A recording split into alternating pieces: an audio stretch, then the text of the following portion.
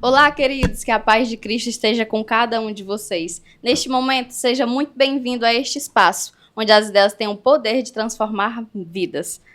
Eu me chamo Ângela Moreira e estarei contigo em cada aprendizado. Até aqui, grandes testemunhos já impactaram suas vidas. E hoje não é diferente. Eu me chamo Carlos e estamos aqui para apresentar mais um episódio do Umadef Podcast.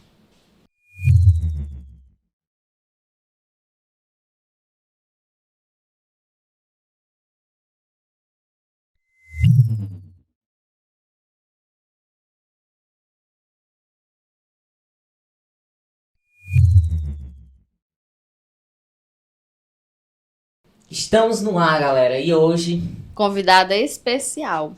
hoje eu creio que é aquele, como é que eu posso dizer? É aquela expressão zeramos o game. Porque quando a gente pensava, quando a gente imaginava, a gente não, será se nós chega lá? E a gente temos que sonhar, né? A gente temos que acreditar. E sonhando, a gente estamos aqui, de frente com ela. Ela é missionária, congrega na Assembleia de Deus em Beberibe, já fez várias e várias escolas de missão, dentre elas Jocum, EMAD, Sinsertão, Sinsemadec. E entre várias outras, porque a mulher, eu tava até brincando, é igual Jesus, ela é onipresente. Ela está em todo lugar, parece. A qualquer momento ela chega em um país, em um estado, e lá está fazendo a obra do Senhor. Hoje nós temos a honra de apresentar conosco aqui, no Madef Podcast, a missionária Valdiele Ribeiro. Desde já, Val, queremos agradecer demais por estar aqui, gravar com a gente. E também falar um pouco do testemunho, né, da sua vida, daquilo que Deus fez, está fazendo. E através da sua vida está fazendo na vida das pessoas. Seja bem-vinda. Obrigada, eu que me sinto honrada de estar aqui com vocês, um privilégio, né?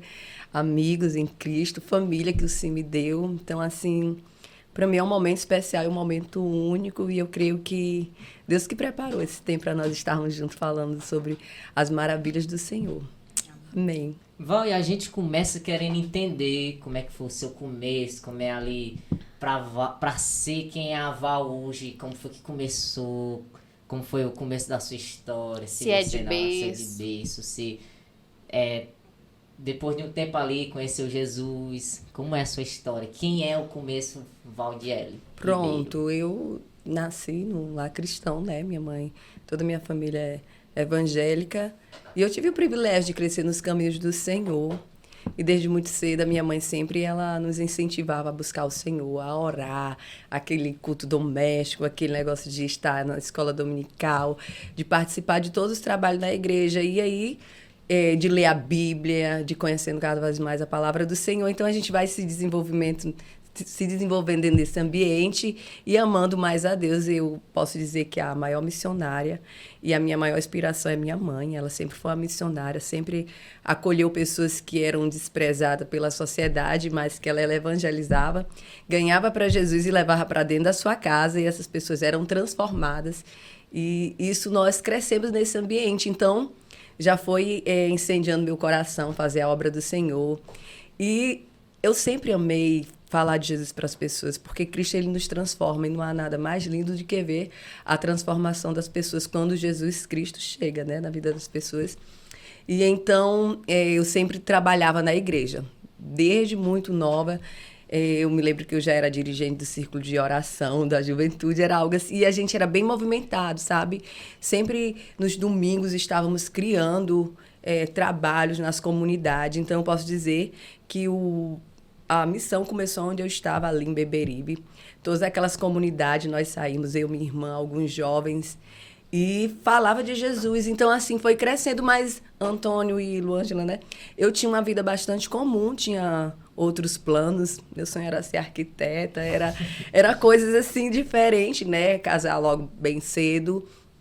Aquele projeto comum, aquele sonho meu.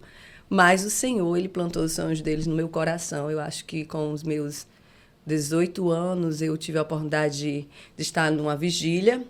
E lá o Senhor falou comigo através de um profeta, né? E foi muito lindo, porque ele disse assim, Val, você vai para as nações, você vai andar... Acho que muita gente já ouviu esses testemunhos, né? Você vai andar de avião, você vai andar estradas, você vai andar de navios e tal. E eu guardei aquela palavra e ele disse, você vai para o continente africano, você vai para o continente asiático. E eu guardei aquela palavra no meu coração, mas não foi de imediato que eu vivi isso, sabe? Foi um processo muito grande para chegar até eu me desligar de tudo aquilo que eu achava que era meu, fazia parte dos meus sonhos, até Deus incluir os sonhos dele na nossa vida. Então eu digo para você que o tempo de Deus é precioso na nossa vida e as coisas não acontecem de repente. Ele falou, vai acontecer não, porque Deus ele olha para nós e vê situações que nós ainda não estamos preparados. Então ele me preparou, ele me moldou. Eu sou formada em pedagogia, então eu atuei como professora, eu trabalhei durante 5 anos como professora, depois mais 4 anos na assistência. Então, eu tive uma vida bem comum, trabalhei bastante, mas sempre ativa na igreja, participando de tudo, porque eu amava fazer aquilo e esperando o tempo de Deus para... É legal quando tu fala assim que não foi imediatamente, porque existem missionários que eles recebem essa promessa. Uhum. Mas, às vezes, quando demora muito, eles querem se sabotar por conta disso. Ah, mas demorou, não está acontecendo. Será que esse profeta realmente era de Deus? Será que aquele que falou mesmo era de Deus? Como esperar uma promessa tão linda e, como é que eu posso dizer, tão desejada, mas saber esperar o tempo certo? Porque a gente olha para a história de Caleb, aí o que acontece? Caleb ele vai receber sua promessa muito tarde, muito velho. Mas qual é... Vamos dizer, qual é o antídoto para saber esperar o momento certo, a hora certa? Porque, querendo ou não, a gente quer que seja logo. Sim, até porque nós estamos vivendo numa época onde tudo é muito imediatista, né? Tudo frenético, acelerado. Eu costumo dizer que foi a minha intimidade com o Senhor, porque para você fazer missões e amar missões, isso tem que ser gerado, acho que no secreto, né? É um momento com Deus. E por mais que as circunstâncias elas parecessem contrárias, mas aquilo que eu estava com Deus dentro do quarto, ele falava ao meu coração, filha, vai chegar o tempo, vai chegar a hora. Então, o Senhor, Antônio e Luângela, ele sempre se revelava a mim, sabe? E ele me dava sinais de que aquela palavra que ele tinha dito era real. Mesmo que os meus olhos naturais não conseguissem enxergar naquele momento, mas os meus olhos espirituais já visualizavam, porque Deus falava comigo naquele secreto. Então, eu guardei essa chama no meu coração. E é isso, o antídoto é você caminhar com Deus e não soltar, né, as mãos dele, né, porque muitas vezes nós queremos ouvir diversas outras pessoas, e como eu ouvi na Jocum, que dizia assim que você tem que calar a voz do eu, a voz do coração, a voz dos amigos e do inimigo.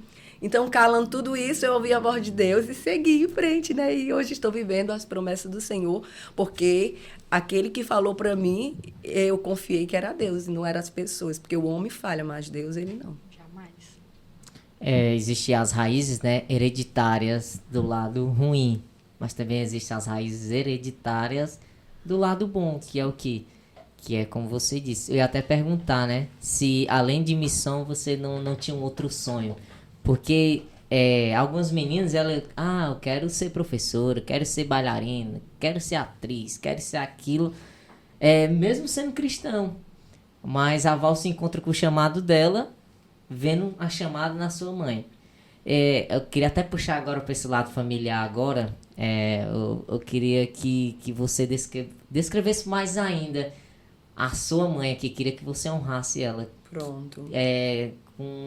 Com aquilo que você enxerga de sua mãe desde quando você era pequena até hoje. Quem é? Antônio, eu vejo assim, eu fico até emocionada porque a minha mãe é uma inspiração, porque o meu pai, eu cresci dentro de um lar onde meu pai era alcoólatra, sabe?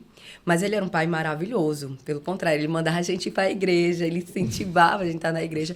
Mas a mamãe cresceu dentro desse ambiente, 5 filhos, tendo um marido assim que tinha algumas dificuldades, mas era um pai muito bom. Mas ela era muito viva naquilo que ela... e convicta no Deus que ela encontrou, sabe? Ela era católica, mas através da minha irmã, que estava passando por uma situação muito difícil, asmática, e o médico não encontrava mais, às vezes, nela para poder, né, dar o remédio. E a mamãe disse, se o Deus dos crentes, né, que era da minha avó, curar minha filha, eu vou aceitar Jesus. E quando a Valzinha tinha 1 ano de idade, a Valdivânia, e quando ela entrou dentro daquela sala, ela já estava tomando soro. Então, a partir daquela data, Ela seguiu Jesus firme até hoje. É uma mulher de oração. Eu, assim, os dias que eu passei muitos dias longe da mamãe, né? Mas ela ora quase que 24 horas, sabe? E o motivo de hoje nós estarmos todo próspero espiritualmente é porque nós temos uma coluna. Alguém que me inspira e que intercede por mim 24 horas. Eu sei que se eu pedir algo à minha mãe, assim, mãe, ora por mim, ela vai estar lá de joelhos, sabe? Ela é incrível, incrível. E uma mulher que lê a Bíblia, assim, no tempo dela e do jeito dela, e não falha. Ela tem um voto com Deus, acho que já faz uns 16 anos, Ângela, e ela não falha. Às vezes está ali tarde, mas ela está cantando o zinho da harpa dela. Então, assim, ela é muito, como é que se diz, total naquilo que ela se entrega para o Senhor. Constante, Isso. E ela ensinou muito nós nesse sentido de servir a Deus por inteiro, sem reserva, com compromisso, que Deus é prioridade, que Deus é tudo. Então, a gente cresceu vendo essa responsabilidade dela com o Senhor. Então, isso foi gerado no nosso coração também, esse compromisso. Ela simplesmente é uma mulher, assim, extraordinária, assim, alguém que o Senhor colocou na terra para dizer, você é uma coluna na vida de muitas pessoas. Josué? A minha pergunta é, como o jovem ele faz para se entregar por inteiro? Como a senhora disse, no mundo imediatista, onde todo mundo quer tudo no seu tempo, como o jovem ele aprende a confiar na totalidade do poder de Deus e no plano de Deus para a sua vida? Isso é uma pergunta bem complexa, porque às vezes nós nos encontramos em situações que nós mesmos não confiamos, né? É muito difícil, mas eu quero dizer assim para você que é como eu disse, é buscando.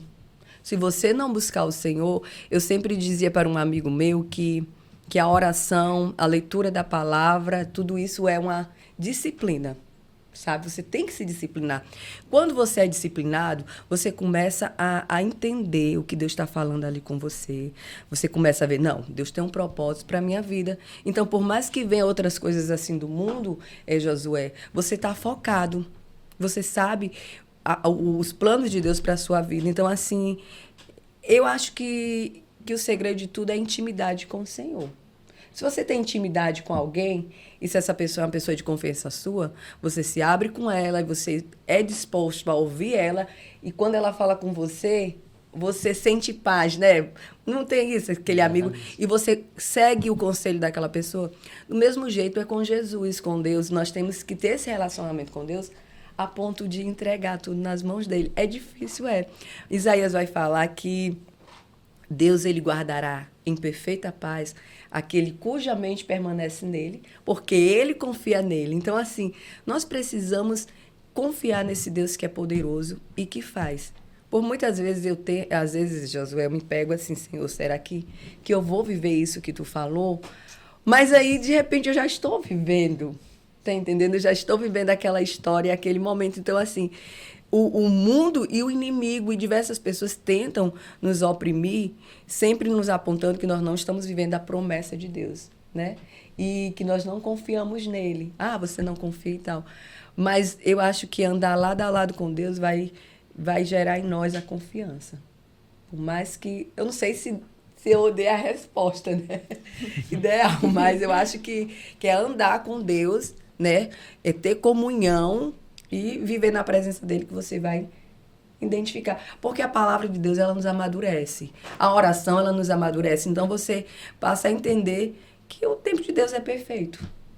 E, Nina, as duas perguntas que os meninos fizeram, a gente sabe, a gente percebeu o quanto você ama sua mãe, sua família, sua irmã, o quanto os amigos, aqueles amigos em Cristo, são essenciais para nosso crescimento também com o Senhor, a comunhão.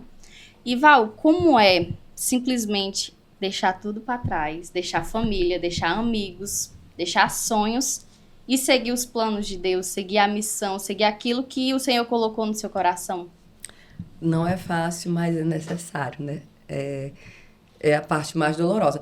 Agora, é algo bem interessante, que no início você está tão entusiasmada para viver tudo aquilo, né? Aquela promessa. Você é jovem, e eu me lembro que quando eu estava na imagem, eu era bastante jovem. Ainda sou, graças a Deus. Mas aquela coisa assim, né, bem divertida, aquela empolgação. Você Eu acho que todo mundo tem esse prazer, às vezes, de querer sair para viver as coisas novas. Eu vou fazer faculdade, eu vou me casar. Mas quando você está vivendo isso, é que você tem a consciência de quão importante é a família. De como é lindo você viver nesse ambiente familiar, porque você passa dentro da missão viver com pessoas que não são seus irmãos, tá entendendo, com pensamentos diferentes, ideias diferentes. É bastante doloroso, Luângela, foi bastante difícil. No início eu não senti muito isso, apesar de que no início minha mãe é viúva, né? Meu pai faleceu quando eu tinha 15 anos. Somos 5 irmãs, 4 casadas, eu a única solteira. E eu morava com a mamãe. Então, quando eu fui para a IMAD, para a Escola de Missões, ela teve que ir morar em Curitiba. Mas Deus é o Deus que provê todas as coisas. Eu me angustiei e Deus disse, não, eu estou cuidando dela e eu vou levar ela para viver em outro ambiente. Então, assim, eu sofri bastante, chorei muito. Mas Deus, o Deus que chama, Ele cuida. Sabe? Tá provendo. Ele cuida nos mínimos detalhes. Eu quero dizer para vocês que agora, recente, eu fui buscar a mamãe depois de 9 anos e ela tá morando lá com a gente no Ceará, porque o tempo de Deus é perfeito. E ele vai dizendo, filho, olha, eu vou te levar para viver isso, vai doer algumas coisas. Porque não existe caminhar com Deus e não vir o sofrimento, porque o sofrimento ele nos forja, ele nos amadurece. Não existe só alegria, né? Deus nos prepara. E aí ele disse, não, você vai derramar algumas lágrimas, mas vai fazer parte, mas você vai ter também muitos sorrisos. E foi isso que eu tive. Tive muitas dores pela questão de me separar da família, mas também muitas alegrias, porque Deus me deu novas pessoas, né, para cuidar de mim, para viver um novo tempo. Se não houvesse o processo, o propósito não seria tão maravilhoso da forma que né? É interessante que a missão, ela começa a esmagar quando os seus sonhos, quando o seu sonho é envolvido nisso. Isso. Eu acredito que é muito fácil eu pegar, receber a chamada de missão, sem estar vivendo nada daquilo que eu estava desejando, nada daquilo que eu sonhava, como pessoal. É a questão do meu sonho. Quando eu não estou vivendo meu sonho, fica muito fácil dizer sim para as missões e eis-me aqui. Mas entendi. Quando eu estou no centro dos meus sonhos, eu começo a olhar para a missão de uma forma diferente. Existiu, Val, algum momento da missão que você olhou assim para ela vivendo um sonho? Não, eu estou vivendo esse sonho, então eu preciso olhar para a missão agora com mais cautela. Será se é agora mesmo? Será se não? Tá entendendo? Antônio, você acredita que eu estava pensando nisso ontem? Se existia algo que me fizesse recuar, voltar atrás e dizer... Como vai acontecer concurso em Beberibe agora para professor e tal. Já fiz concurso e tudo. E por uma questão não passei, né? Deus tem os seus propósitos. Mas em nenhum momento, Antônio, eu já disse para o Senhor que eu estou entregue a Ele por inteiro, para viver o resto da minha vida servindo a Ele. E não tem nada para mim que seja mais importante e mais relevante do que fazer a obra do Senhor. Não tenho, assim, eu posso dizer, uma tristeza em dizer que eu estou fazendo missões, não. Pelo contrário. Sei que vai ter muitos espinhos, muitos obstáculos, mas eu me encontrei. Eu amo viver os sonhos do Senhor, então eles estão totalmente descartados. Josué, tem mais pergunta? Bora para as missões transculturais. Vamos ficar aqui primeiro ali no... Quando foi a primeira chamada para ir realmente servir em campo? Pronto. Foi onde? Em Beberibe eu sempre tentei... Eu sempre trabalhei, né? E eu queria fazer a SCANF, porque a SCANF em Beberibe foi 2 vezes. E eu só participava da escola noturna. Meu Deus, aquilo ali para mim era um espetáculo. Eu amava, queria estar naquele ambiente, mas não podia, porque eu trabalhava, cuidava da mamãe naquele tempo. E aí, mas chegou sim, em Beberibe, né? E aí foi quando eu fui como aluna. E Deus falou comigo naquele espaço, através da Ayla e do pastor do Jaime Dantas. E foi quando o Espírito Santo disse, chegou a hora, chegou o momento, chegou o tempo de você realmente abrir mão de tudo. Tem esse momento, Val? Teve na minha vida. A gente percebe quando é esse momento. Percebe. É incrível que as portas elas vão se fechando. Eu trabalhava, né? Tava tudo normal, de repente tive que sair do meu emprego. Aí eu cheguei pro Gabriel, que é o pastor Gabriel, acho que vocês conhecem.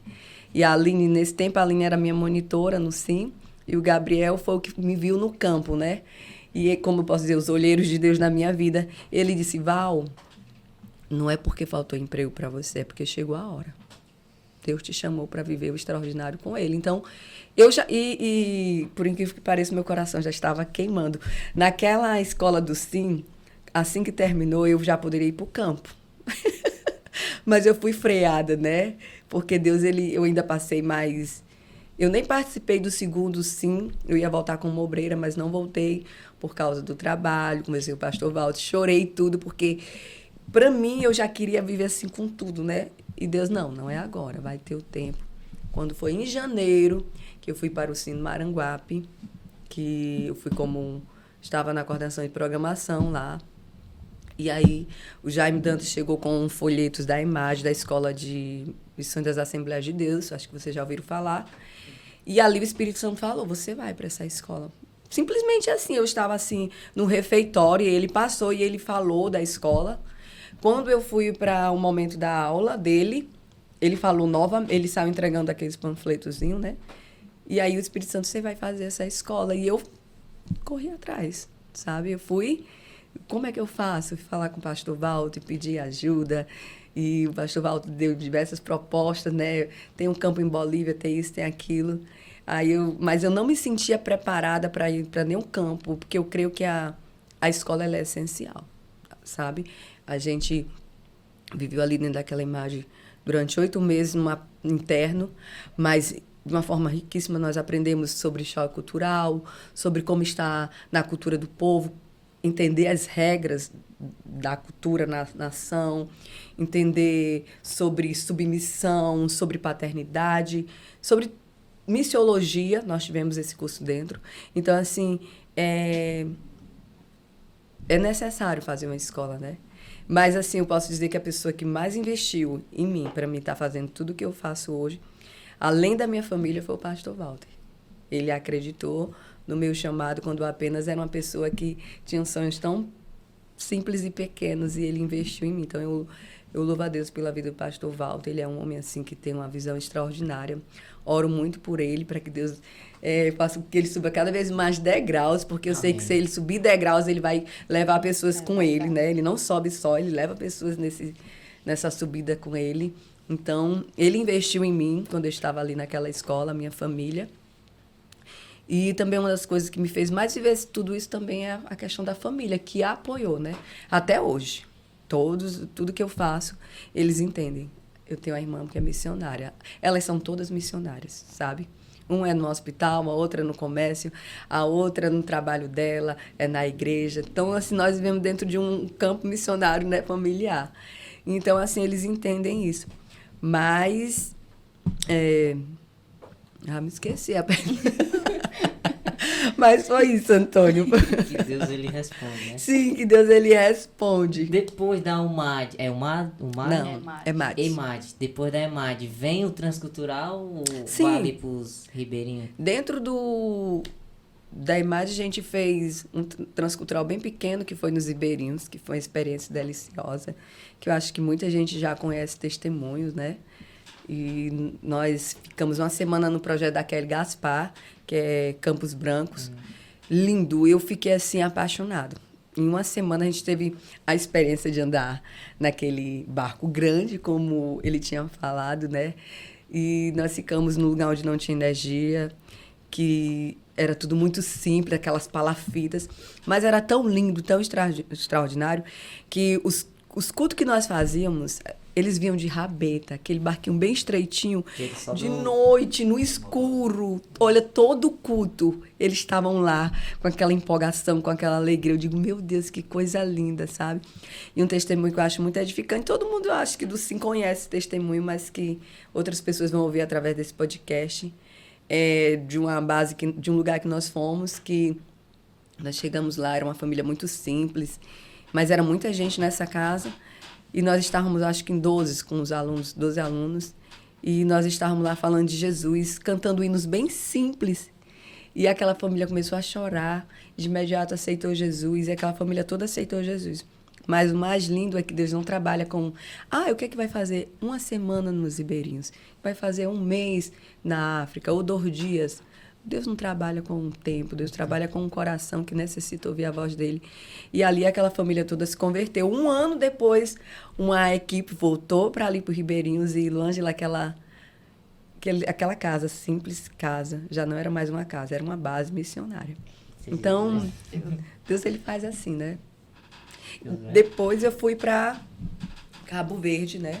Tive a experiência de 2 meses em Cabo Verde, que também foi outra Mas experiência. enviada pela... Tudo pela imagem, sim. tudo pela escola. A gente esteve lá também de uma forma bem dinâmica, evangelizando, falando de Jesus. Eles não... Cabo Verde é como se fosse a Califórnia da África, né? Ilha, banhado por ilha. E tive pessoas maravilhosas na minha vida. Assim, amizades que eu tenho até hoje, né? Que a Cíntia foi a que me discipulou na escola. Sim, a Cíntia teve muito medo, porque eu era bem mais velha que ela, né? Então, a Cíntia, assim, facilitou bastante a minha vida naquela escola, porque eu encontrei uma amiga, e hoje é minha irmã, né? A Cíntia. E aí, é ela que me liderou junto. Tá vendo? Ela não esqueceu de tu não, Cíntia. Ela tá aqui falando de tu. A irmã gêmea. Jamais. Então, assim, foi muito fácil. Aí vivi com a Sheila, que eu acho que elas vão ver depois do podcast, com a Lê, com a Leila, com a Rafael, com tanta gente, que hoje nós somos uma família, né? E eu tive o privilégio de estar em Cabo Verde com a Cíntia, com a Lê me liderando, e na casa do Rafael e da Leila. E lá nós vivemos dias extraordinários. Acho que não vai dar tempo para contar tantos testemunhos, né? Val, você disse que os seus maiores investidores na sua chamada foram a sua família. Mas, infelizmente, nem todo jovem tem o privilégio de ter uma família cristã, ou uma família que investe ou confia no ministério do jovem. Então, o que o jovem que não tem o apoio familiar, ou que a família enxerga a missão como uma loucura, o que o jovem deve fazer?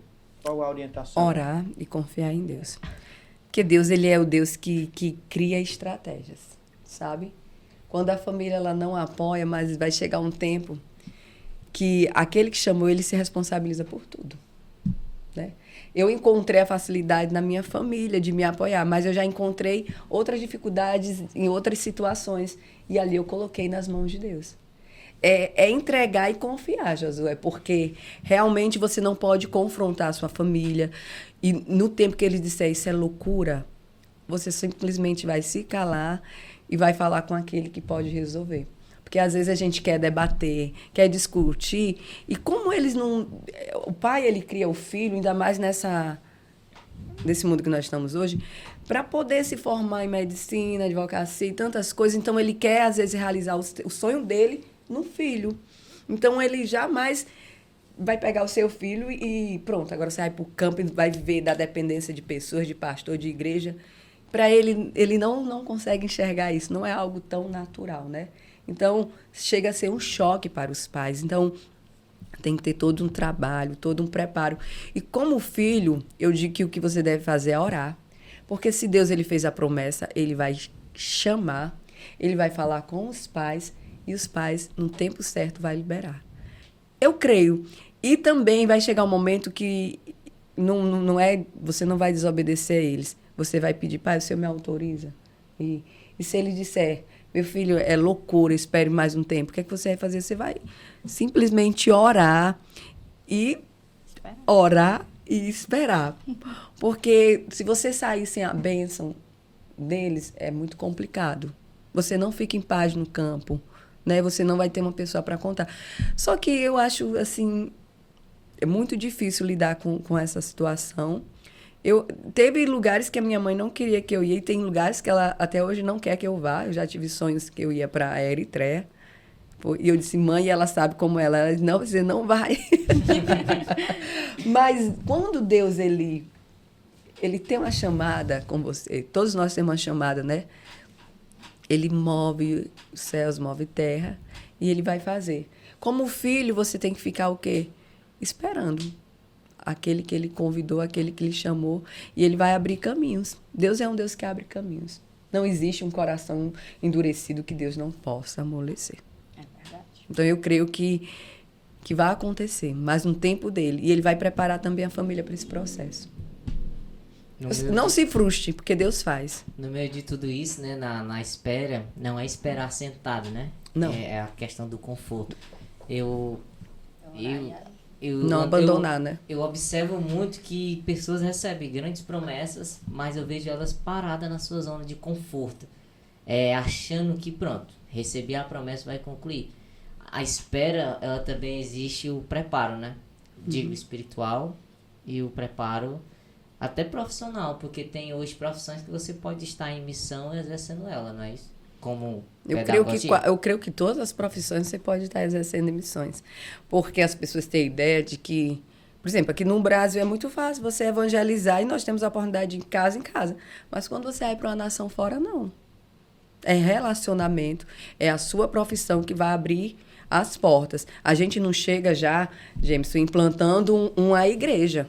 Não, a gente não chega já evangelizando as pessoas, não. A gente vai criando estratégia para trazer elas e falar de Jesus. Então, a sua profissão, se você é um cabeleireiro, se você é um advogado, se você é um educador físico, uma professora, você vai... Também, né? Enfermagem, nossa, você vai encontrar um caminho, sabe? Você vai cuidar de uma ferida de uma pessoa e vai dizer, posso orar por você? Você vai ensinar o menino a jogar futebol, bora lá para a igreja, você vai, né, trabalhar na advocacia e eu estou nessa causa com você, mas tem um Deus que também tem uma causa que pode resolver e tal. Então, a nossa profissão, quando Deus nos dá algo, eu creio que é para servir no reino dele.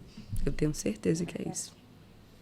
Val, e assim, voltando um pouco para experiência lá nos Ribeirinhos, Sim. a gente sabe que tem vários testemunhos, mas tem um em especial que você queira enfatizar para que nós saibamos, para que os telespectadores também saibam? Dos testemunhos? Um dos. Tenho muitos testemunhos, mas deixa eu ver assim. Tem de uma criança, não tem? Fala aí qual é para Da trabalhar. criança, da moeda. Da moeda. São tantos que eu não tá vindo na minha memória. Fale o que mais lhe marcou aí na experiência com os ribeirinhos. Da experiência com o Ribeirinho, foi essa mesmo que eu falei. É porque eu passei só uma semana, né? Dos Ribeirinhos. Mas, assim, uma das que me marcou muito foi quando eu estava no Cabo Verde. E nós estávamos na casa da dona Sandra. Essa mulher, numa casa muito simples, ela nunca tinha escutado falar de Jesus, ela não sabia nem quem era Jesus. É incrível, né, as pessoas não saberem quem é Jesus, mas existem pessoas que não conhecem Jesus.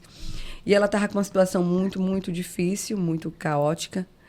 E o filho dela estava em Portugal. É bem simples esse testemunho, mas eu achei marcante, porque trouxe uma mudança para a vida dela, né? E como em 2 meses as pessoas pensam que não vai acontecer nada, mas acontece muita coisa. E ela estava lá naquele lugar, e o filho dela em Portugal dizendo que já ia abandonar o trabalho, que vinha de Portugal, porque não tinha nenhuma porta lá se abrindo para ele, estava tudo fechado. Mãe, eu vou embora, eu estou muito triste.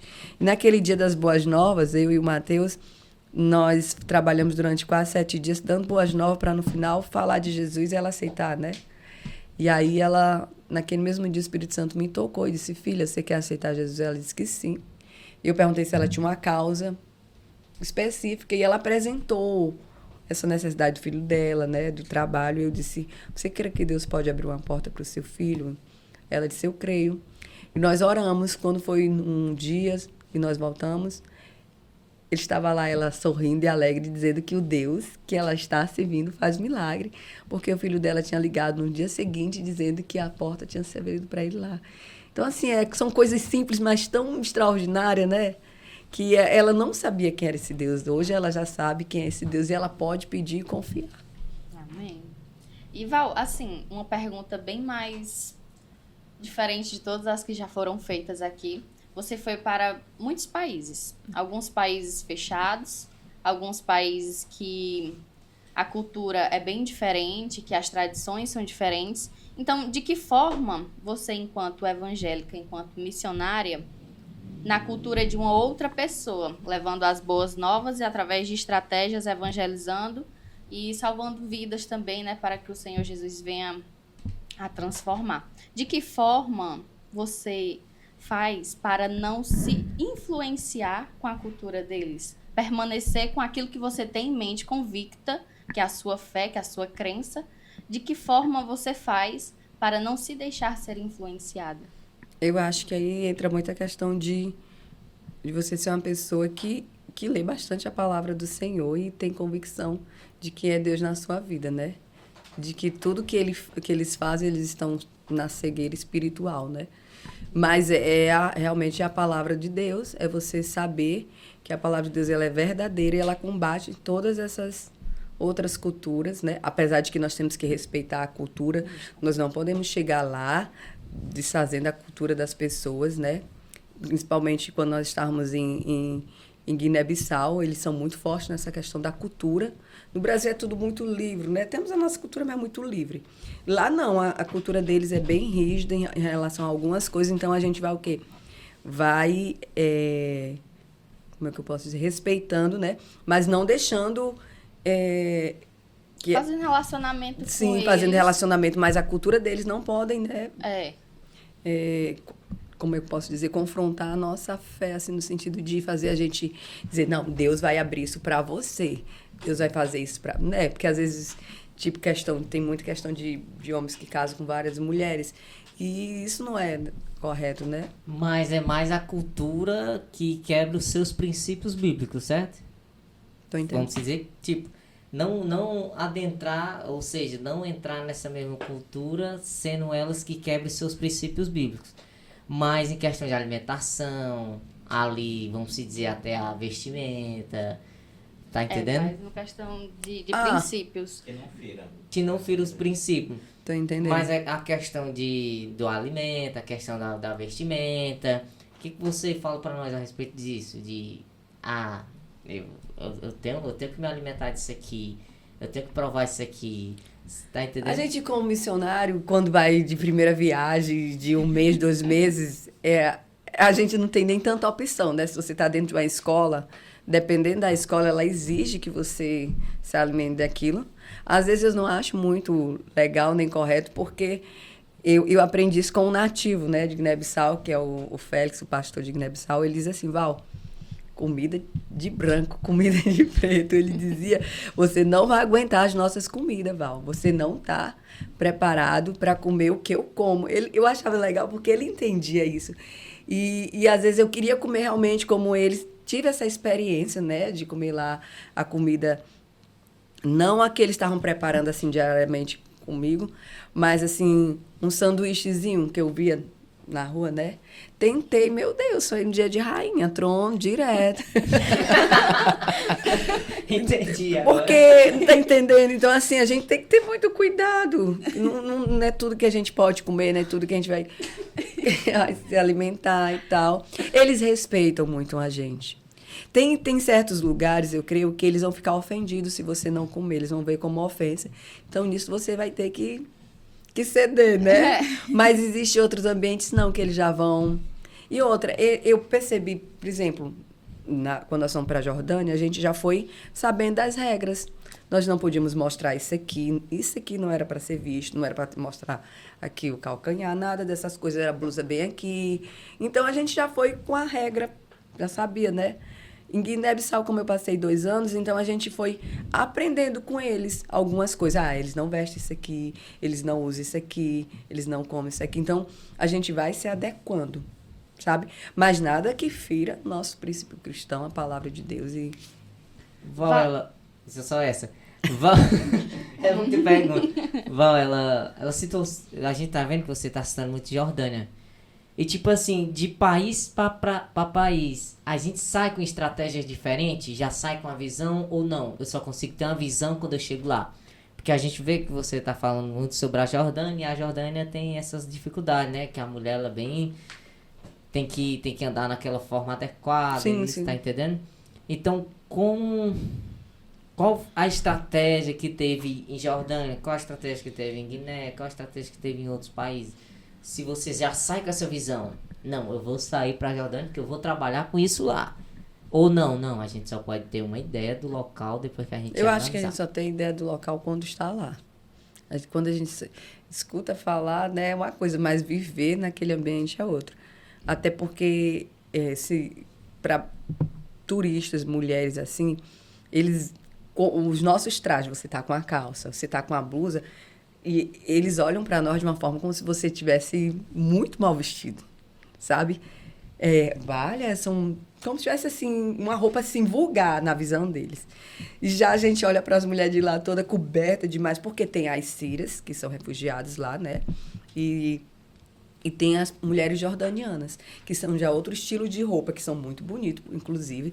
Elas se vestem muito bem, muito bonitas, assim, cobre sempre a cabeça, mas uns trajes assim, bem elegantes e decorados.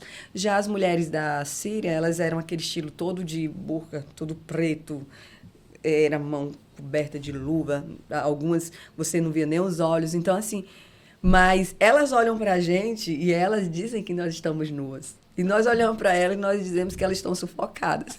Justamente. Então, assim, cada cultura tem que respeitar, né, a sua cultura e não existe. Eu acho que quando você está no ambiente é que você entende como é o lugar. Só de ouvir falar é somente ouvir falar. Você precisa ter a experiência para você criar estratégia, para você saber como lidar com as pessoas. E principalmente, acho que na Jordânia, que a mulher é muito mais, como posso dizer, cheia de regras, né, para se vestir, enquanto a cultura, acho que a Jordânia é a que é mais pesada, né? Sim.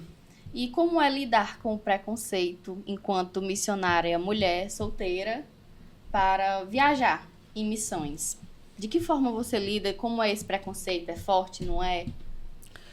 Nos ambientes que eu estive, graças a Deus, eu não passei por nenhuma assim, pressão, não. Quando nós estávamos na África, eu senti a pressão pelo fato de que nós sofremos alguns assédios, não das pessoas mais próximas a nós, pelo contrário, nós tivemos muito relacionamento com os jovens da igreja mãe de lá, e eles nos tratavam de uma forma, assim, linda. Temos hoje uma irmandade grande. Já os policiais de lá, já não eram essas coisas todas, eles não respeitavam. Então, assim, pedia sempre para casar. Inclusive, a maioria dos homens que não são da igreja em Guiné-Bissau, eles querem casar com você direto. Você vai numa taberna lá, como diz mercantil, e ele lhe pede casamento naturalmente, ele fica tentando lhe assediar, mas não é aquela coisa assim tão, né? Então, eu creio que não é que a gente sofra um preconceito, mas você mesmo começa a entender que é necessário ter alguém como uma proteção, né?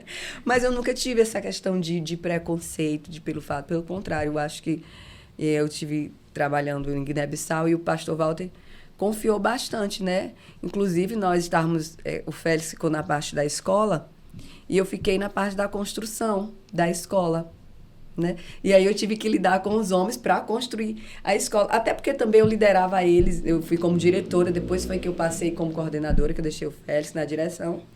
Mas então eu já lidava com os homens na escola, já era difícil. Então, quando eu fui para a construção da escola, foi mais difícil ainda, porque eu tinha que lidar com os pedreiros, com os serventes. E eu tive que assim... Desenrolar. Mas eu vi muito respeito, sempre eles me respeitando. E para eles não viram nenhum problema o fato de eu ser mulher. Mas eu sei que é complicado, né? Você estar sozinha na nação. Deus deu a providência, Deus né? deu a providência. E não sei se eu respondi, mas... Respondeu perfeitamente bem.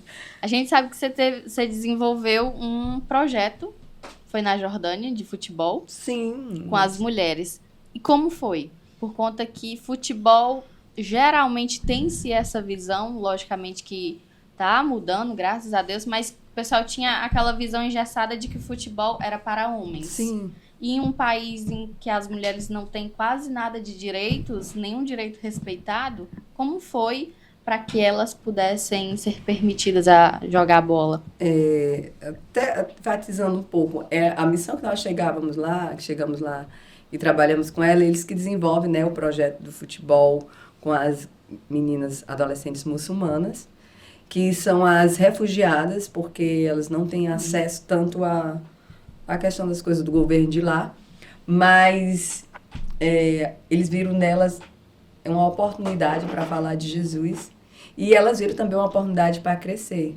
Então, assim, nas nações fora, futebol é uma coisa assim absurda, sabe? Inclusive, Guiné-Bissau é mais assim para futebol do que até Jordânia. Eu fiquei tanto para meninas como para meninos, né? A gente eu trabalhei pouco tempo na Jordânia com futebol, foi só algumas experiências que eu tive. Mas na África, não, a gente entrou no Atabanca, que ela era totalmente animista, Não tínhamos nenhum trabalho lá ainda, eu e a Laís. E a Laís foi como uma fisioterapeuta, né? Aquela que preparava o time. Dava educação física formada. E era muito legal. E antes da gente dar o futebol, né? A irmã Leoneida também trabalhou lá com o futebol, foi uma porta que ela abriu. E tantas outras pessoas. E aí nós demos continuidade, nós fomos dessa tabanca, mas antes da gente fazer o futebol, a gente fazia um devocional com eles. Fazia, assim, todo um trabalho de Deus, falava, para depois ir pro campo. Quando chegava no campo era bom demais, a Laís fazia aqueles exercícios e eu tentava dar uma de treinadora. Eu sempre amei, sabe? Sempre gostei de todo tipo de esporte. Vôlei, inclusive eu trabalhei com vôlei com a Cíntia lá em Cabo Verde, a gente dava vôlei para as meninas em Cabo Verde. E aí, quando nós chegamos em Guiné-Bissau, foi o futebol, com as meninas tentando dar o treinamento. Só que elas amam, viu? Só que era muito puxado por causa da escola, por causa de outras demandas. Mas se a gente tivesse, assim, um apoio, mais condições, né? A gente tinha feito um trabalho, assim, incrível, porque eu vi que o futebol é uma oportunidade para aquelas meninas. Elas veem como uma oportunidade de crescer. E que bom que as pessoas estão dando oportunidade em relação a isso, né? É verdade. Aqui no Brasil você não vê a igreja trabalhar essas questões de futebol, de jogos, mas para fora é muitos paradigmas são quebrados, muitas coisas assim são colocadas, porque o evangelho ele entra com suas estratégias. A gente não pode perder, a gente vai entrando e moldando para Cristo, né? A gente não vai se adequando a eles vão se adequando à palavra de Deus. Val, falta-se missionários nos campos, porque, tipo assim, por conta de ser muito puxado, você acha que se tivesse mais missionários à disposição do serviço do reino, você não acha que não teria prosseguido mais ainda o futebol com essas meninas, para que elas continuassem sonhando com isso? Eu acho que assim, é muito relativo, porque nós fomos com um período de 2 anos, né? Então a gente já sabia do que o tempo que ia ficar naquele lugar. Mas claro que se tivesse pessoas mais disponíveis, porque nós temos várias tabancas lá para ser alcançadas, mas também tem toda a questão da estrutura. Nem todo mundo está preparado para ir para Guiné-Bissau, para viver aquela estrutura, aquele ambiente. Tem pessoas que não vão aguentar ficar lá, né? Então, é muito relativo. Mas, assim, eu tenho vontade de estar em um lugar a qual ainda não foi evangelizada, de não dar continuidade ao projeto de alguém, porque é muito complicado você chegar e dar continuidade ao projeto de alguém, porque já foi encaminhado. Mas eu tenho vontade de um dia construir um orfanato, de ter um espaço para educação, de ter um espaço para futebol, ter um espaço para diversos projetos, porque eu sei que eu vou estar cuidando tanto do espiritual como do social, isso é muito incrível. Sabe? Você não dá o peixe, mas você ensinar a pescar. Porque quando você dá o peixe, um dia acaba, né? E quando você ensina a pescar, eles vão atrás.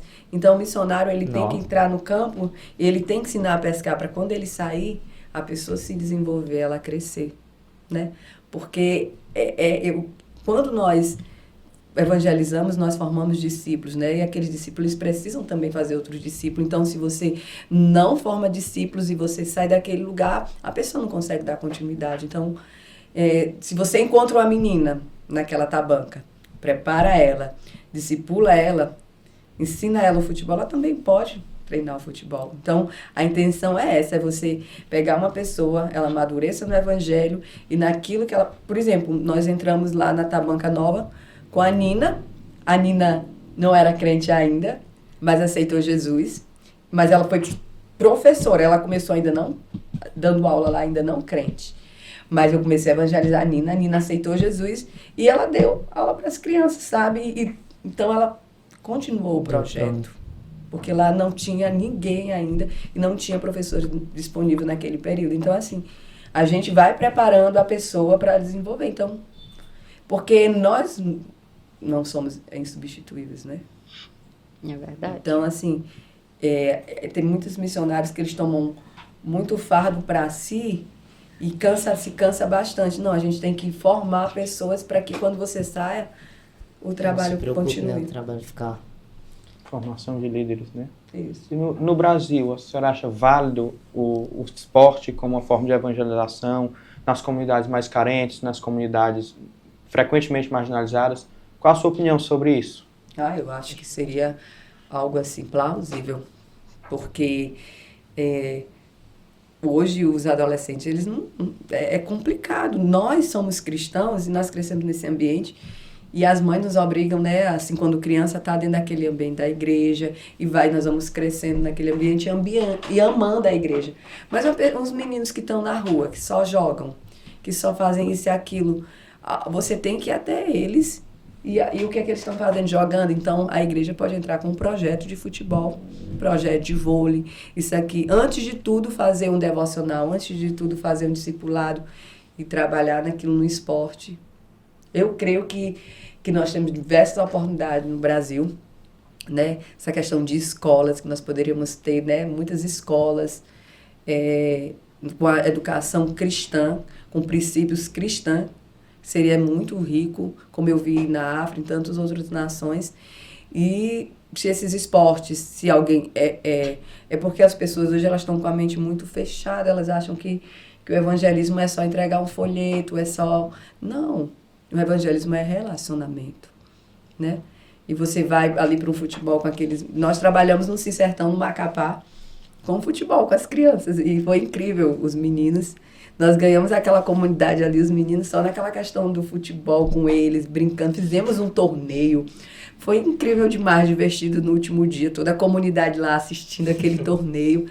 Então, a gente tem que se envolver mesmo nisso, Josué. Eu acho que seria, assim, uma porta aberta se as igrejas tivessem também essa visão para projetos, sabe? Eu tenho aqui os cultos, mas eu também tenho um espaço para acolher aquela criança que está em rua. Aí ela vai, aprende o violão, ela aprende a computação, o futebol, tudo isso com princípios cristãos. Porque dentro daquele futebol, você não vai poder chamar palavrão, porque como nós trabalhávamos lá na África, que era até música, a gente colocava como música, que eram os princípios, que era semear e colher, que era individualidade, que era mordomia, que o que a criança, ela tinha que ter a mordomia dela dentro da sala de aula, ela semear e colher, aquilo que ela plantasse, ela ia colher, individualidade, ela era importante para o Senhor. Então, a gente trabalhava tudo isso, então você levando isso para dentro de um projeto, não é incrível, né? Você norteando aquela criança. Só pontuar isso é muito interessante, por quê? Porque a comunidade, quando se fala de igreja, o que ela pensa? Esses crentes estão aí para o quê? Para pegar meu dinheiro, para tomar de mim. E tipo, esses projetos, ele mostra para a comunidade que nós não estamos lá para pegar, mas estamos lá para doar. Por quê? Porque a comunidade vai olhar para esses projetos e vai dizer, olha, começaram diferente. Por quê? Porque eles ensinam meu filho a tocar violão. Meu filho está aprendendo o que sobre Jesus naquele esporte. Meu filho está aprendendo um curso de computação por conta disso, por conta desse projeto. Isso mesmo. É muito, Val, em cima disso, o que eu analiso é que está acontecendo. Tem pessoas assim, eu digo geral, não digo só... Não, eu digo na igreja como geral. Estão tampando os olhos para os projetos para fora e estão abrindo os olhos para projetos para dentro. Qual é a sua visão em relação a isso? Porque a palavra igreja, ela tem um significado eclésia que diz que é igreja fora das quatro paredes, não é isso? E o que acontece? O que acontece? A gente, como geral, tá olhando mais para dentro do que para fora, porque as pessoas estão lá fora e não dentro. Qual é a sua visão em relação a isso? Acho que tudo isso está muito relacionado à forma como você busca a Deus. Porque quando você busca a Deus, você entende qual é o propósito dele, o projeto dele. Então, assim, depende muito da visão da liderança, né? Hoje também nós estamos com muitos cristãos, pessoas enfermas dentro da própria igreja, né? Pessoas que precisam ser cuidadas. Então, essa demanda de cuidado está tão grande que as pessoas não estão tendo condições de ir para fora. Então, se torna algo bem complexo. Precisa de pessoas que tenham visão de que é necessário ir para fora e urgente, porque se você sair todos os dias, você vai ter alguém para abrir o coração e disponível para ouvir a palavra de Deus, principalmente onde nós estamos. E entender que a missão, o ID é agora, é necessário. Deus diz, né, ore para que Deus levante mais ceifeiros, pessoas disponíveis, porque é preciso fazer. Então, assim, por mais que tem uma multidão de gente dentro da igreja, mas não, como é que eu posso dizer? Não existe essa possibilidade de comodismo, de ficar ali dentro e acabou cuidando somente das ovelhas que estão ali, não. É necessário sair, porque essa é uma ordenança, né? Não é um pedido, não é algo que você faz por opção, é uma ordem. Então, quando nós não cumprimos essa ordem, nós estamos obedecendo. Simplesmente assim. Então a gente pode afirmar que o maior inimigo da obra atualmente são as pessoas que não têm a visão da totalidade do reino de Deus, né? Posso afirmar isso? Esse Josué.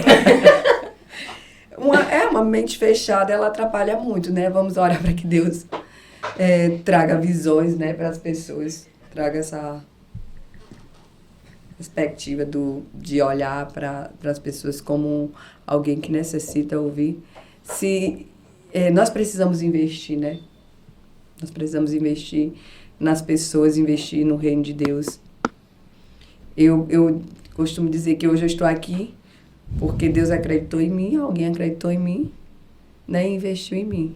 Inclusive, eu quero agradecer a Deus e louvar a Deus pela vida da minha irmã e do meu cunhado, que hoje eles moram em Curitiba, a Val e o Bruno, que desde quando eu fui para lá, que eles abraçaram a minha vida e missão, e eu sou sustentada por eles, não me falta nada, porque Deus tocou e eles disseram, Val, eu vou cuidar de você. Deus é muito lindo, então... Levanta, Senhor. O Senhor... E eu orei muito por isso, para que Deus cuidasse de mim, para que não faltasse nada. E ela tem suprido, ele tem suprido de uma forma linda, né, na minha vida. Viu, Ângela? Mínimos detalhes, o Senhor tem cuidado de mim. Porque quando nós investimos no reino, quando nós não somos egoístas, quando nós nos disponibilizamos, quando nós renunciamos, o Senhor entende e Ele diz, eu vou cuidar dessa pessoa, eu vou cuidar dela, porque ela tem cuidado com tanto zelo da minha obra. Porque eu posso dizer para vocês que às vezes, quando eu estou no campo, eu esqueço tanto, assim, de alguns cuidados meus. Assim, quando eu estava lá na África, em tantos lugares, eu me desgastava mesmo. Eu me lembro que teve um período que eu tive febre de quase 40 graus, mas tinha necessidade de eu estar, era no finalzinho do ano, né, da escola do ano letivo, e eu tinha que fazer mais a Laís as decorações das salas, das festas, e ir no carro para as tabancas. E eu mesmo doente, eu digo, não, eu vou porque eu preciso concluir isso.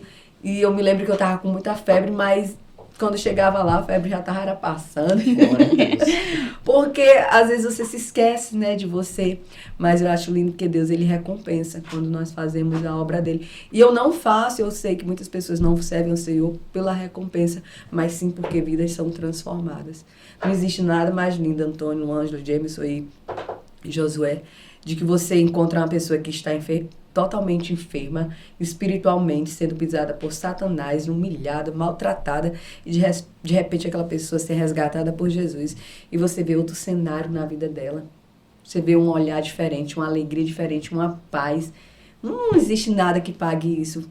E eu tive essa experiência durante esses 9 anos que eu estou em missões, de quantas pessoas já foram transformadas, de quantas pessoas já disseram, Val, eu era assim, e hoje eu estou assim, e ouvi relatos.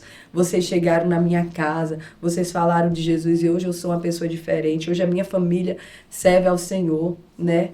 Ali em Guiné-Bissau, pessoas que nós cuidamos, pessoas que foram marcadas pelo Marcos, pela Aurilene, pela Leoneida, pela Laís, e por tantos missionários que estão lá, né, nas nações aí fora, quantos missionários enviados pela CEMADEC.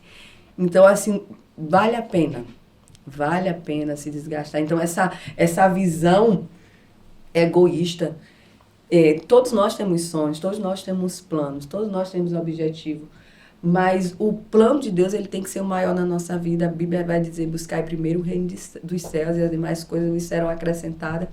Nós vamos ver que quando o povo, ele olha para aquilo que é dele, para as coisas dele, ele não prospera. Ali na palavra de Deus, no livro de Ageu, né? E quando ele começa a olhar para as coisas do Senhor, Deus vai dizer que a glória da segunda casa é maior que a da primeira, porque eles olharam para as coisas de Deus, né? Então, assim, quando você faz a obra do Senhor, você prospera em todos os aspectos, entendeu? Então, e não há uma prosperidade maior na nossa vida do que você ver vida sendo transformada, essa é a palavra. Eu me sinto realizada fazendo a obra do Senhor. Parou por aí Parou o quê? a missão? Não, jamais. Eu estou ansiando agora para Deus mostrar o próximo passo, que Ele quer fazer. Porque eu costumo viver assim, quando eu não estou integralmente na missão. Passei 2 anos na África, voltei, participo do Sim Sertão, participei do Sim de férias, fui para a Argentina, voltei agora do Sim. Mas eu sempre fico assim, no primeiro semestre do ano, repondo as energias, sabe, espiritualmente. Eu costumo ficar orando e vendo podcast, ouvindo a palavra de Deus, porque eu entendo que se eu estiver vazia, quando estiver o vento forte bater, eu caio. E eu costumo dizer que nós precisamos ser como o camelo, né? Que ele bebe vários litros para aguentar o deserto. Então, se eu não me abastecer espiritualmente, quando chegar no deserto, eu vou morrer de sede. É verdade. Val, e tem uma pergunta que a gente quer fazer assim, porque na maioria das vezes a pessoa enxerga o ser missionário como o ser, eu digo, ser humano, né? Sim, uma pessoa miserável. missionário ser uma pessoa miserável, né? Como se diz, na maioria dos casos, desleixado, que só anda Não os se cuida. farrapos, não se cuida. E tem até uma frase que diz que se você vê um missionário todo bem arrumado, você se escandalizaria ou você ficaria feliz? Ah, eu vi E como é... essa visão, né? O que você acha disso? Porque você anda muito bem arrumada, você tem cuidados, né? Porque assim, ó, antes de eu ir pra Argentina, né, pro Centro Transcultural, eu ouvi de um rapaz assim, ó, tu vai comer? Não é pra comer não. Você é missionário, tem que passar fome agora, rapaz. Dessa forma. Então a galera tem essa visão sobre o missionário de o que ele tem que ser um caba que não, tu tem que comer do pior dessa terra. É uma visão muito retrógrada e posso dizer retardada, que é uma coisa muito antiga, né? A palavra retardada aqui é no sentido de antigo. Porque quanto melhor o missionário estiver, melhor ele vai fazer o trabalho. Se o missionário ele comer do pior, ele for alimentado pior, ele não vai ter nutrientes para suportar a caminhada, porque se ele não tiver um investimento bom nele, ele não vai conseguir investir no reino. Porque nós vamos, por exemplo, lá em Guiné-Bissau, as pessoas elas costumam pegar malária, febre tifoide, tantas coisas com muita facilidade, porque eles não têm nutrientes e o alimento que traga aquela proteção para o corpo dele. Já nós, estando lá, se nós nos alimentarmos bem, como missionário, né? Não tá lá em Guiné-Bissau, tem que comer isso, aquilo. Não. Se você tiver condições de comer bem, como nós tivemos, a gente mal adoece, porque a gente está repondo os nutrientes necessários para o corpo. Se você não missionário, tem que dormir no chão. Você dorme no chão, quando dá 1, 2 meses, você está com a coluna ruim, como é que você vai fazer a obra do Senhor? Mas essa questão de muitos missionários ainda presos, essa questão de se vestir bem e isso, tá porque as pessoas, elas geraram isso. É do passado essa visão retrógrada. Não, o missionário tem que sofrer, o missionário... Mas não é dessa forma. Quanto mais o missionário... Olha, nós já sofremos, quero dizer para vocês que nós já sofremos, porque só em deixar a família, deixar o conforto de casa, estar com pessoas que você nem conhece e vai conhecer agora, estar muitas vezes com estranhos já é um sofrimento. Não precisa mais de sofrimento do que isso. Então, aí você vai passar fome e ganha só os restos. Não, eu tenho as roupas ali para dar as roupas velhas e dar para o missionário. Não. Esse é um pensamento muito mesquinha, sabe? Porque nós renunciamos tudo. Eu sou formada e eu tenho condições de trabalhar, não me falta forças, né? Então, assim, eu poderia estar dentro de uma sala de aula, ou então fazendo outros cursos, e ganhando muito bem, mas eu escolhi servir ao reino. Então, eu creio que Deus disse assim, ela escolheu servir ao reino, então sou eu que vou sustentar ela.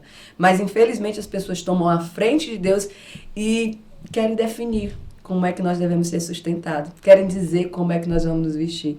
E é tão interessante que muitas vezes as pessoas que fazem isso, elas não nos dão uma oferta, mas elas criticam a forma como nós nos vestimos, como os passeios que nós fazemos, os lugares que nós vamos, mas ela nunca chegou para nos ofertar.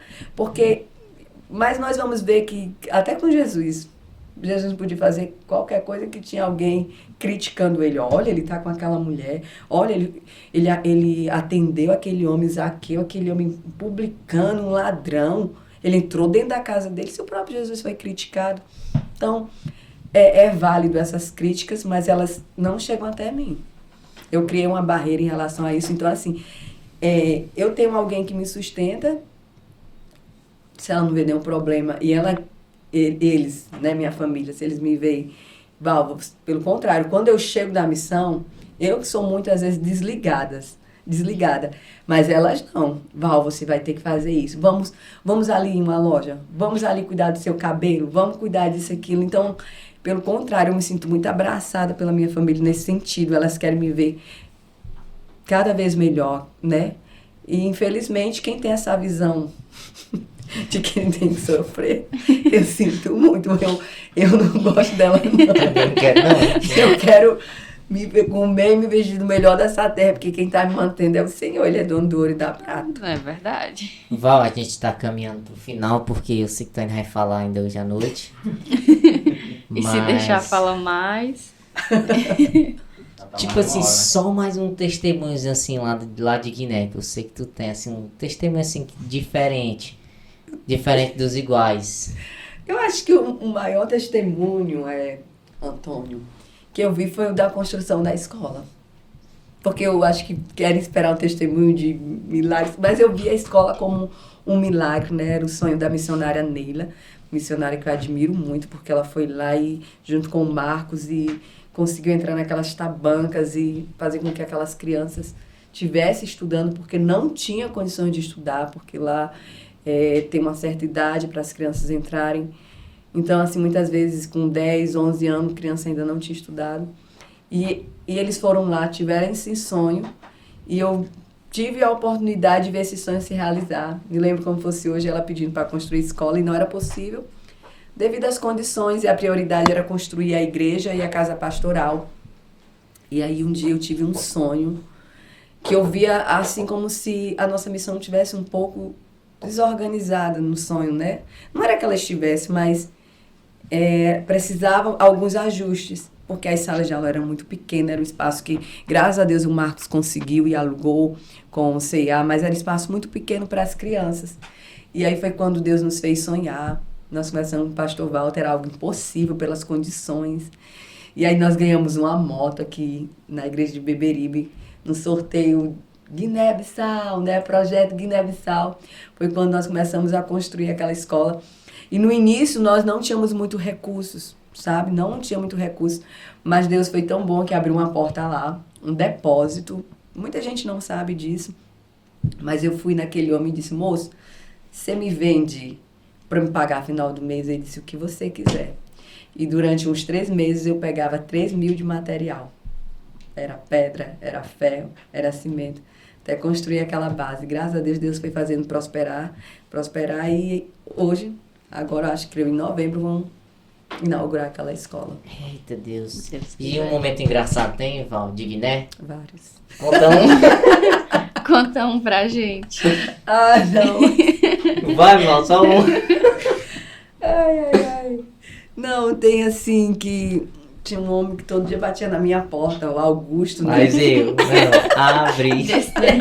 Tu sabe, o Augusto se apaixonou pela Laís, a Laís foi embora, ele se apaixonou por mim. Aí todo dia, Augusto, Val, abre a porta, vai pra casa. Aí, ainda bem que eu tinha o Serai quando eu via, que era o meu cachorro, eu ouvia a voz do Augusto, colocava o Augusto pra correr, sabe? Mas foram dessas, assim, a gente viveu momentos, assim, muito especiais naquele lugar.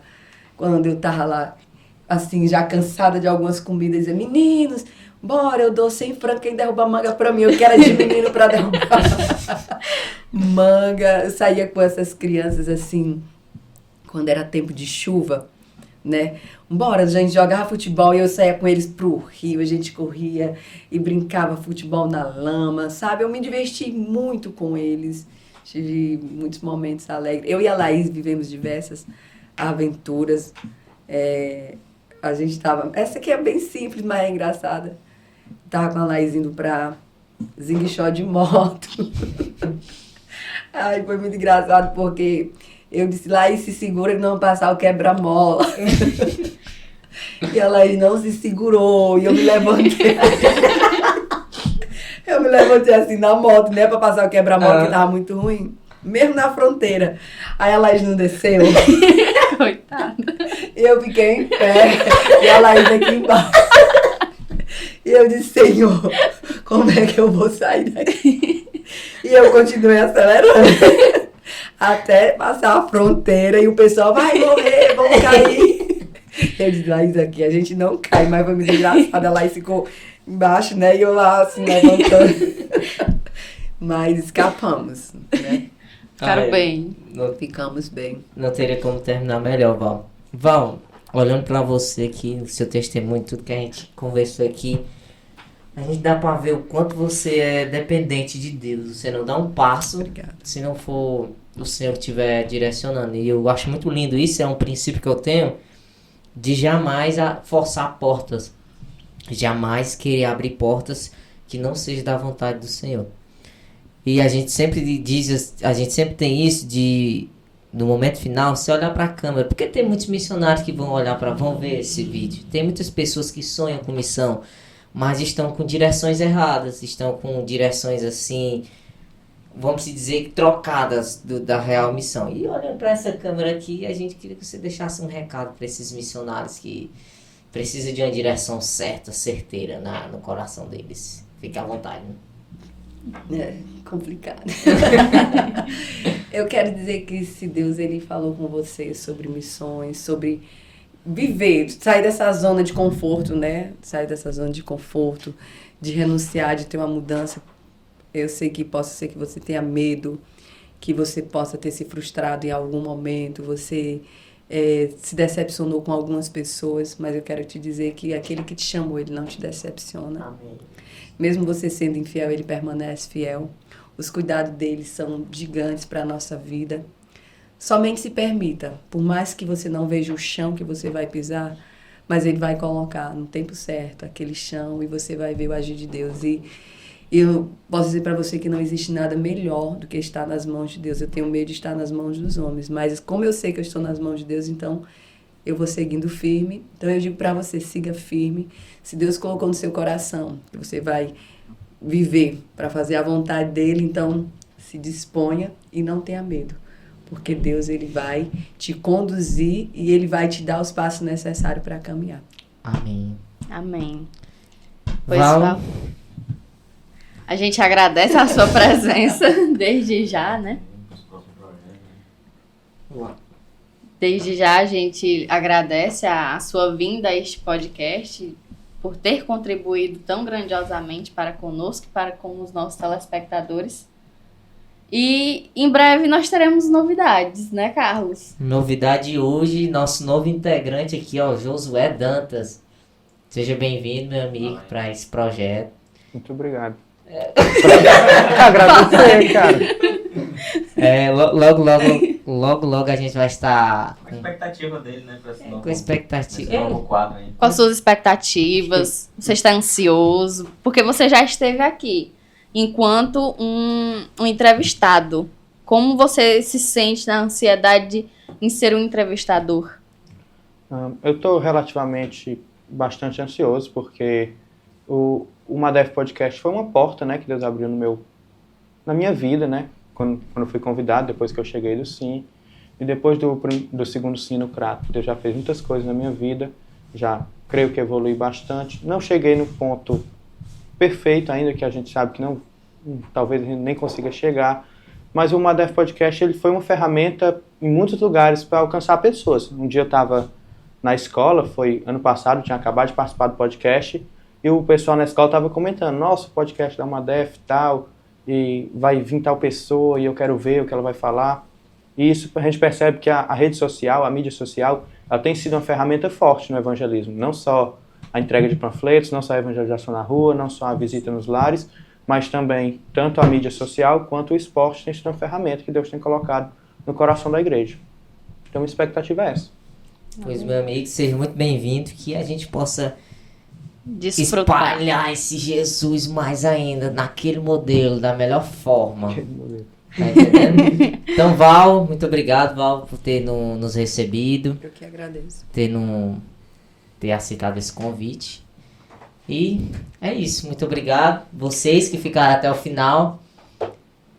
Nós agradecemos a presença de cada um de vocês que ficou até aqui e acreditamos que você, que tenha sido tocado em algum momento deste podcast ou lembrou de alguém, seja também semeador na vida de uma outra pessoa. Envie, compartilhe e frutifique.